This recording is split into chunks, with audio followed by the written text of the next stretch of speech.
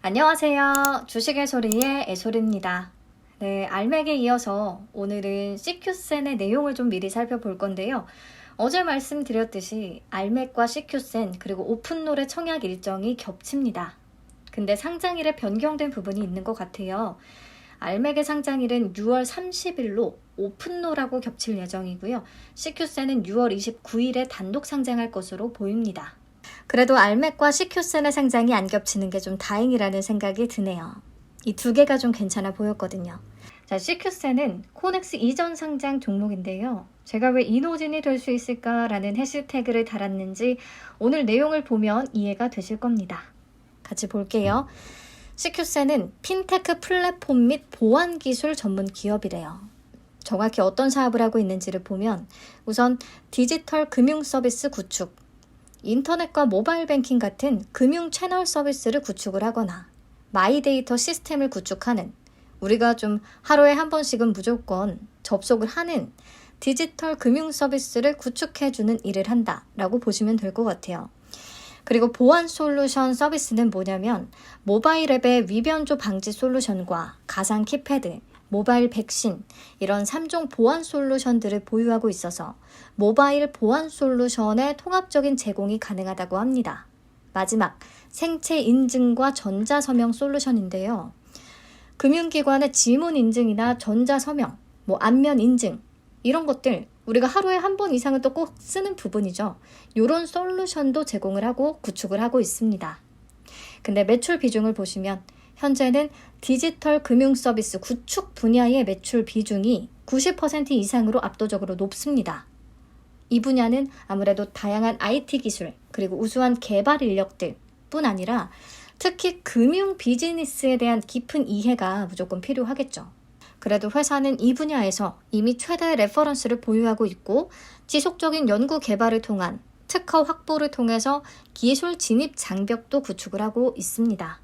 진짜 그런지 궁금해서 홈페이지에 접속을 해봤고요. 디지털 금융 서비스 구축 실적을 좀 살펴봤는데요. 보니까 KB국민은행, NH농협은행, SC제일은행, 한국기업데이터, 신한은행, 현대캐피탈, 현대차증권, 현대카드, 한국투자증권, 이런 톱티어 금융기업들의 비대면 채널이나 디지털 플랫폼 구축, 개발 용역을 실제 제공을 했더라고요. 그리고 현대차증권의 마이데이터나 한국투자증권의 마이데이터 서비스도 CQ센이 구축을 했습니다.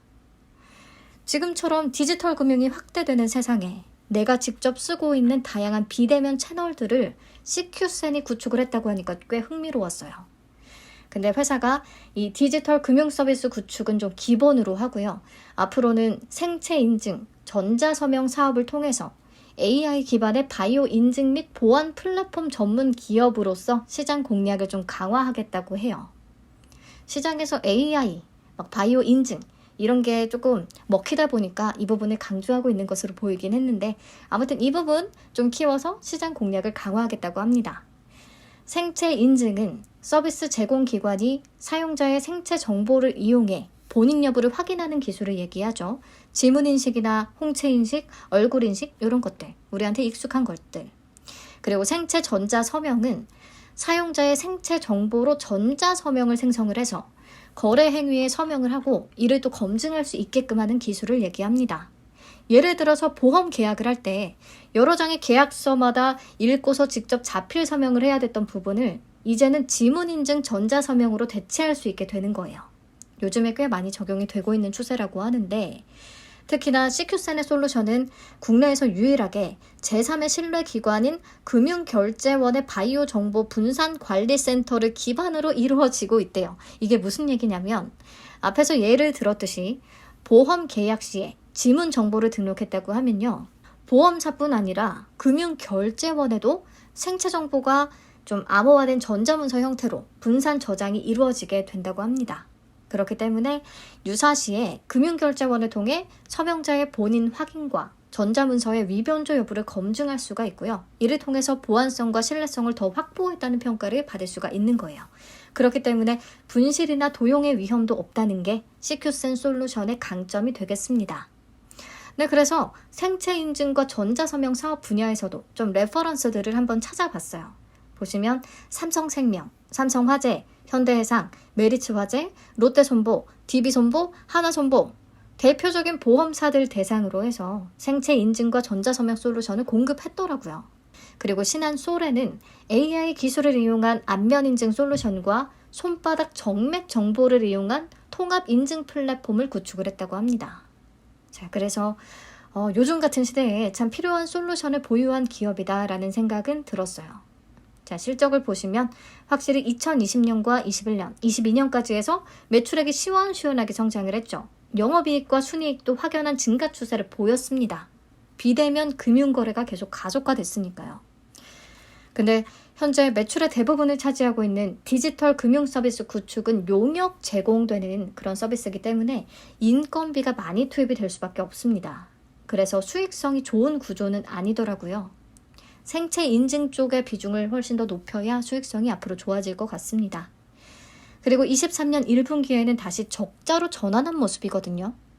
회사 측에 따르면 금융기관 고객사들의 상반기 예정되던 대규모 프로젝트가 계획보다 지연되고 있기 때문이라고 하는데 좀 지켜봐야 될 것 같아요.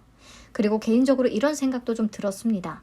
현재 주요 금융기관들은 이미 비대면 채널 구축과 생체 인증 솔루션 적용을 어느 정도는 마쳤을 것 같거든요. 그렇다면 앞으로도 CQ센이 이런 성장 추세를 계속 이어갈 수 있을 것인가?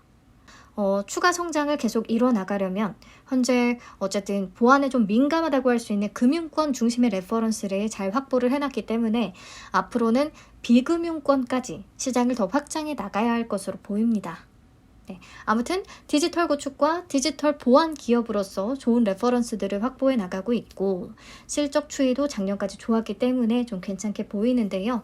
이 회사의 가장 큰 매력은 또 이런 사업 내용보다도 또 사이즈에 있습니다. 그럼 공모 내용으로 한번 바로 넘어가 보시죠.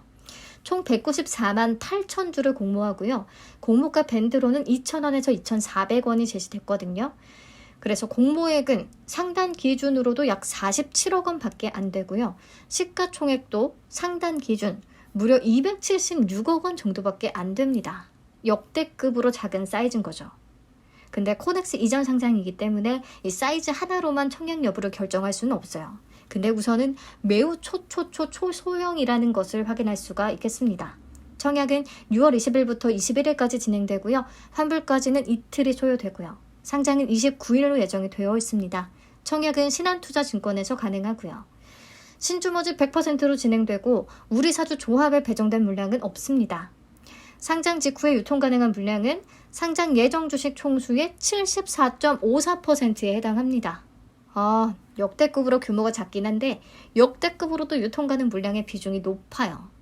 코넥스 이전 상장임을 감안해도 높기는 합니다. 기존 주주의 비율이 무려 57.62%나 되거든요. 그래도 상단 기준 금액으로 계산을 하면 약 206억 원 정도밖에 안 된다는 게 참 다행이겠죠. 자, 그렇다면 CQ센의 상장일 유통 가능 물량을 들고 있는 기존 주주는 누구냐? 5% 이상 주주에는 박원규 씨와 브레인 자산운용 등의 기관 투자자들이 있고요. 1% 이상 주주에는 다양한 벤처금융, 전문 투자자, 개인들이 또 있습니다. 그 밖에 소액주주 560명, 이들은 아마 코넥스 시장에서 거래한 소액주주들이 될 것 같아요. 보면 다른 코넥스 이전 상장 기업들 대비해서요. 소액주주들보다는 기관의 비중이 꽤 높습니다. 그래서 살펴봤어요. 그동안 회사가 상환전환 우선주와 전환 우선주를 통해 투자를 유치해 왔었거든요. 그래서 전환권을 행사했을 때 전환 가격이 얼마였는지를 통해서 기관 투자자들의 투자 단가를 좀 파악해 볼 수가 있었습니다. 보니까 480원, 631원, 3,755원, 1,221원 이렇더라고요. 2020년 9월에 보통주로 전환된 것들은 단가가 3,755원이라 공모가 상단인 2,400원보다도 높기는 한데 현재 코넥스에서 거래되는 가격이 5,000원이 넘어갔기 때문에 요것도 상장 직후에 시장에 풀리지 않겠다는 장담은 할 수가 없을 것 같고요. 그리고 이거 말고는 다 공모가 밴드 대비해서도 한참 낮은 수준이라 벤처금융이나 전문 투자자 등의 기관들 수익 실현 가능성은 매우 높을 것으로 생각이 됩니다. 이번에는 코넥스 시장에서 거래한 주주들의 매수 단가 한번 추정을 해볼게요. 월봉으로 차트를 보시면 장대 음봉이 나온 시기가 1대4 무상증자를 실시했을 때거든요. 무상증자 실시 이전에는 12,000원 밑에서 매수한 사람들, 주가가 2,400원 이상이면 수익 구간에 해당이 돼요. 2,400원 곱하기 5 하면 되겠죠? 1대4 무상증자니까. 그래서 제가 노란색으로 음영칠해둔 부분에 매수한 주주들은 상장일에 주가가 2,400원을 조금만 넘겨도 수익 실현을 할 수가 있기 때문에 매도 가능성이 매우 높습니다. 물론 그때는 거래량이 아주 많지는 않았어요. 근데 어쨌든 그래도 공모가 기준 이미 수익 구간에 해당하는 주주들이 꽤 있을 것이라는 거. 다행히 무상증자 실시 이후에는 주가가 2,400원 밑으로 떨어진 적은 없습니다. 최저가 2,600원이었어요. 즉, 이 시기에는 모두 공모가 상단보다 높은 가격에 거래했을 거라고 추정은 해볼 수가 있겠습니다. 정리를 해보면 기존 주주의 매도 가능성은 우리가 앞전에 봤던 프로테움텍보다는 훨씬 높다라고 볼 수가 있을 것 같아요. 네, 넘어가서 공모가 산정 내역 보겠습니다. 유사기업으로는 최종적으로 한국전자인증과 웹캐시 2개 기업이 선정이 됐어요. 그래서 평균 퍼는 21.52배가 적용이 됐고요. 23년 1분기 기준 최근 4개 분기 순이익을 활용해서 주당 평가가액 2,789원을 도출했습니다. 여기다가 할인율 28.29%에서 13.95% 적용을 했고 최종적으로 공모가 밴드 2,000원에서 2,400원을 산출을 한 거죠. 그럼 우선 유사 기업들과 밸류에이션 비교부터 해볼까요? 최근 4개 분기 순이익과 6월 16일 시가총액 기준으로 계산한 펌입니다. CQ센의 공모가 하단 기준 PER은 15.33배, 상단 기준의 PER은 18.4배로 계산이 됐어요.